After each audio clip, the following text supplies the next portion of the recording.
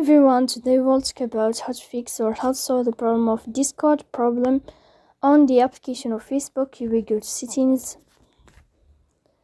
In this page, you will go to apps, default apps, app settings. In this page, you will go to above, you will search about Facebook app and you will enter. Here in this page of app info, you will click on first stop and you can click OK. Here you will enter to the window of storage.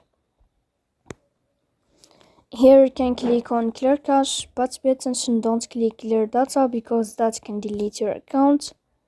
Here you can go to Play Store. You will search about the application of Facebook. And then if you find update here, you can update your app. So please don't forget to support us by like and